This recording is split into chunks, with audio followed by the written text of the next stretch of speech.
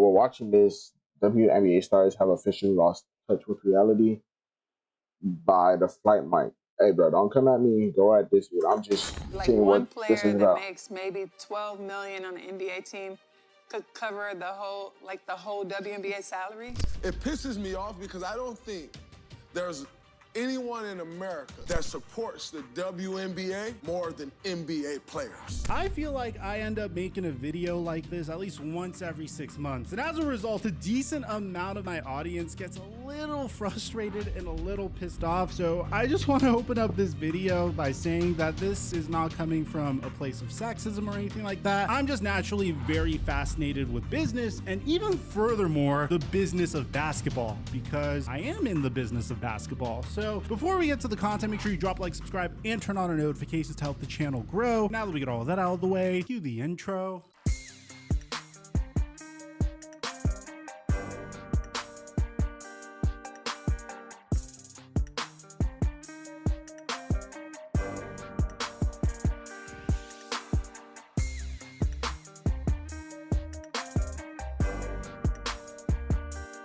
Gentlemen, I'm sure we all have this issue. You decide to go out with some friends, but you want to take your wallet with you. Your jean pocket is either way too freaking small or barren.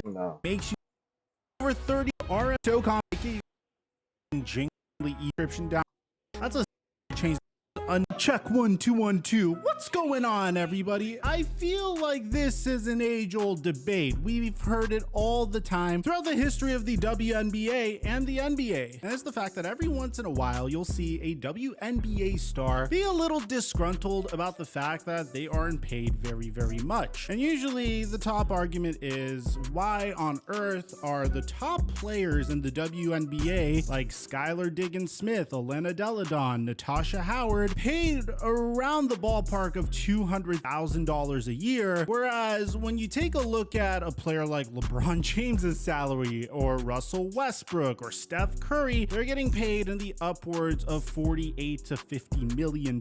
I mean, Russell Westbrook, with all due respect, coming off of the bench this year, not necessarily the player he once was, and he's making significantly more money than one of the top players in the WNBA. I mean, there's not really a comparison here. The veteran minimum in the NBA is something like $1.3 million, and the top paid player in the WNBA is about $230,000. This has been debated over time, the amount of money that women are getting paid in the WNBA, and it's just not fair. And I can understand when you're just looking at it from a very black and white perspective why you would feel that way, because in an ideal world, I would love to see a WNBA where the women are thriving despite playing 36 games the entire year. So part of you might be thinking, Mike, this is completely out of left field. Where is this even coming from? Why are you bringing this up? What does this even have to do with the NBA? Well, a couple days ago, I was just innocently scrolling on Instagram. As I was scrolling on Instagram, obviously one of the pages I follow, because I mainly follow sources, was ESPN. Now, ESPN posted a pretty interesting podcast clip featuring Kelsey Plum, one of the players in the WNBA. The cover photo of this was, we're not asking to get paid what the men get paid. We're asking to get paid the same percentage of revenue shared. So let's listen to what Kelsey Plum has to say. You're not asking to get paid what the men get paid.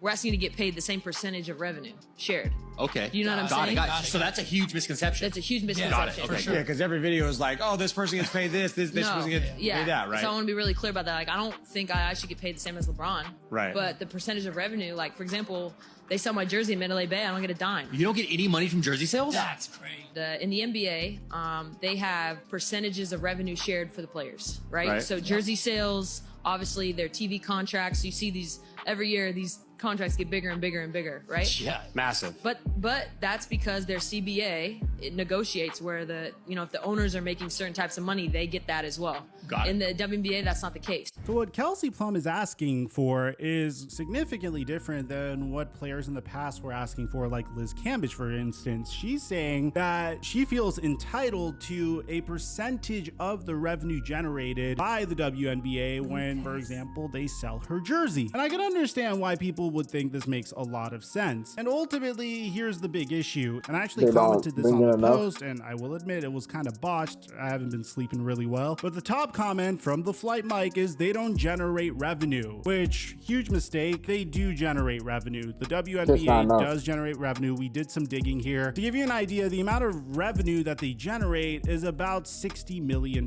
Now, bear in mind, this is from a few years ago. But if you were to type into Google, how much money does the WNBA generate? Well, it's about $60 million on average. But here's the problem. With any business, what you're hoping for is to turn a profit. The amount of revenue you generate doesn't mean anything if you're spending that $60 million on leases for the stadiums, on salaries for the players, on paying the referees, and all the other costs that come with running a business. And whenever you do the most basic research to figure out whether or not the WNBA turns a profit, you literally see this. Never, not once in the history of the WNBA has the league turned a profit. The league has made strides in terms of viewership in recent years, and they recently landed $75 million in investment money that values the entire operation, the league and all of its teams, at $1 billion. Essentially, what you should look at this as is a startup league. Yeah, it's been around for quite some time, and yeah, it's taking some time to catch on with fans. In this instance, man, Kelsey Plum asking for a percentage of the revenue generated. Delfire Mythic Blaster. Nerf. Oh, it's not that long. From her jersey sales to pay herself as opposed to going towards paying the company, when the NBA is already subsidizing the WNBA, by the way. Like, the NBA is losing money on the WNBA. They're consistently losing money on the WNBA, but they still take the loss because they believe in the long-term future of the WNBA. They also want to give women an opportunity to play basketball. And to be honest, as a result of this, I actually think what Kelsey Plum's asking for is a little selfish. Every single penny needs to go back into the business to make sure that the WNBA can stay afloat for the future. Asking for a percentage of the jersey sales when this league honestly should not be existing given how they've been going negative for so long. I mean, if you compare it to other failed leagues in the past, like my favorite example, compare the WNBA to NFL Europe. Europe was founded in 1989. Their inaugural season was 1991. They kept going for about 16 seasons, and this was the NFL's way to try to get into the European market. Ultimately, when their new commissioner came in, Roger Goodell, he said, this is a stupid idea. We're going to pull the plug on this completely. And they went about their European expansion in a different way. Now they take their best players and they play a few games in Mexico City and in Germany, and usually it turns out really well. And as a result of fans watching good players as opposed to watching mediocre players, it seems like there's more interest in Europe in the NFL. But that was 16 years, man. And then the NFL pulled the plug on that project. The WNBA is technically one commissioner away who doesn't believe in this product to completely pull the plug on this project. And this isn't me coming from a place of hating women's sports, bro, because I want the WNBA to succeed. So let's go through some of the comments. Everyone going on about, but the WNBA doesn't make a profit, are missing the point. That's part of the sexism. The men's leagues get way more funding, advertising, sponsorships, and support. They get put on the prime channels, etc. And the men's league has existed for decades longer and built up a much larger established fan base. How on earth is the WNBA supposed to compete with that? Isn't that the point? Because you guys can't compete, you guys haven't been around long. You gotta build your fan base. Bro, did you expect to like wake up one day and just get it out the blue for free? No, you gotta work that shit up. That's why you guys are barely making anything right now. But in the future, hopefully, which is what the NBA wants, it gets bigger to where they have their own core fan base and they got their own shit, right?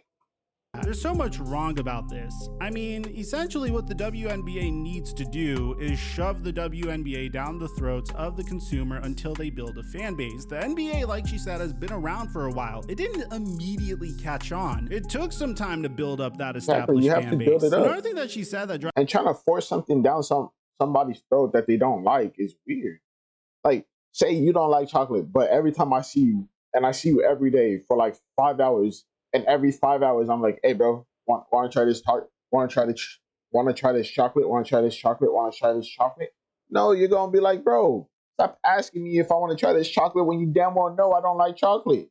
drives me nuts is the idea that the WNBA is supposed to compete with the NBA, but the two leagues are never on at the same time. The WNBA typically goes on during the NBA's off season, so a really hardcore basketball fan would have a means of watching I didn't even know basketball that. when the men's league isn't available. Men's leagues get way more funding, advertising, sponsorships, and support. Sponsorships have nothing to do with it. If a sponsor looks at a brand or a person and says, hey, if I slap my logo on this, it'll do fantastic for my brand and brand recognition, and this is a product we want to be associated with, that's on the sponsors. It's not like the WNBA's refusing sponsors for that reason. They could use all the sponsors they could get right now, considering how they're going negative. They get put on the prime channels. That's because the prime channels want the NBA, because the prime channels know that people will watch the NBA, which results in more advertising dollars for them. There is nothing about this that is sexist at all. It's all economic. It's like me sitting here and complaining to you guys about the fact that more people are willing to subscribe to female OnlyFans accounts as opposed to men, and how sexist that is. It's literally the same thing. This lady continues and says, it's like going to a new tech company and asking them why their stock price isn't beating Apple already, because Apple have already cornered a huge chunk of the market and there's not much room to compete. Without the subsidies of the NBA or some other huge donors, there is no way that a women's league would be able to afford to pay for the stadiums and TV coverage necessary to reach enough people to turn a profit in the world of modern sports. The cost of entry is so prohibitively expensive because the men already drove the prices up. There's so much that this human is saying wrong, like the whole implication that there's a competition between the WNBA and the NBA, despite the fact that the NBA is subsidizing the WNBA, is bizarre. The NBA wants the WNBA to succeed. Chances are a WNBA fan will also watch the NBA. So at the end of the day, I could understand Kelsey Plum's argument here, because getting a portion of her jersey sales would make sense if this league wasn't technically a startup league. If they were turning a profit, I would agree with her wholeheartedly. But at the end of the day, if a woman wants their main career to be in basketball, at least in this era of the WNBA until it pops off, they need to be a little entrepreneurial. I mean, like Liz Cambage, who started in OnlyFans. I'm not saying they all should start OnlyFans, but they should use the exposure that they get and leverage that into other opportunities. I have no doubt in my mind, though, if the NBA keeps subsidizing the WNBA, 20 years from now, we might be saying something completely different. But for now, getting paid the amount that they get paid for 36 games is a pretty sweet gig if you ask me. Let me know in the comment section down below what you guys think about all this.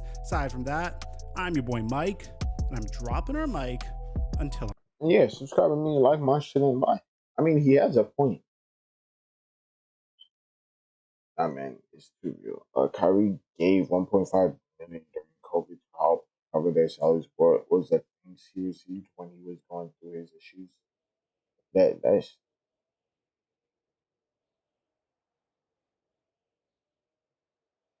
okay. WNBA needs to understand. It's not even a WNBA. It's just the players need to understand that they're in the 50s, 60s eras of NBA development wise. Players like Bill or McCann were not paid well compared to people that went after them. It always takes a hella long time for any league. That's what I'm saying. Like, you just started, bro. Like, not even that long. You can't be asking to make shit when you don't got anything. Went to a LA Sparks game with my kids. They were charging almost the same face value for 100 sessions. $90 that they do for Clippers games. Popcorn, drinks, etc. Still exorbitantly priced. Surprised most of the lower sections was empty until the second half, where people from above realized they could move down for free.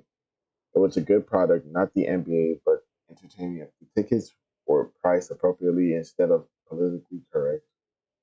A lot of people would show up, making it more lively, fun place to be, and I bet they would grow an audience. I think the section should be 40 or 50 max. Fill the place in between plays. It was like a funeral when the DJ wasn't playing. If they want more money, get more fans. How do you do that? Price the tickets at actual market value. That's interesting. No, that's not it. They have no talent lower the rim so that it can be played like the men's. The game is boring. he did. This person did mention that like during the plays, right? It was like dead silent. Lowering the rim won't help particularly. It will have more dunks, but it will still be just NBA light. So no reason to pay the same price or anything remotely close for it. But rebranding it as more lighthearted and cheap actually might work. Oh, they're better shooters than I ever was. It's not like the men's, but I disagree. It's boring. It was competitive, well played game. Also, not sure you can lower the rims without having all high schools and colleges do the same. Otherwise, a lifetime of shooting, mm, that is true. To be fair, the upper sections were a lot cheaper, but still, it's weird to have the section closest to the court empty. It's like going to a concert and no one is in front of the stage. The price isn't I'm there. I don't even attend NBA games on the regular because of the price. Players just need to accept they are not athletic or as exciting to watch. It's an inferior product and should be priced as such. You want to change NBA prices, make NBA money. Pay 90 for it. You're crazy. I literally just bought tickets to this Saturday's Clippers game for $24 total in section 208. The cheapest Sparks ticket is the same price, LOL. It's not even a question to what game I'm choosing, respectfully. Damn. I'm pretty sure Sparks tickets right now only have 100 sections. I don't think they even have 200 sections or higher available. That's how low attendance is. So they differentiate prices based on whether you're in baseline or center of stadium, but it's all 100 sections. Mm. They air all their promos during men events, which in turn reflects in the viewerships at the gate, etc.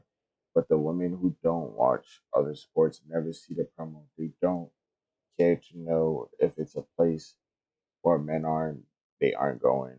This is a simple truism in this life that too few people understand. The only thing that unites women outside of men is chaos. And the ratings programming, apart from sports that are rooted in chaos, reality shows the most obvious, are the only shows where the female viewership is more than 5 points higher than anything that pleasurable number of men watch. In short, the promo that does occur only reaches the eyes of those who already know and a few who care.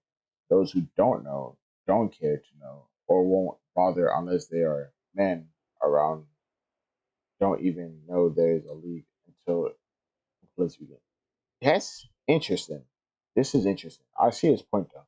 So yeah, bye. Subscribe to me, like my shit, and yeah, let me know your opinions on this. I see you.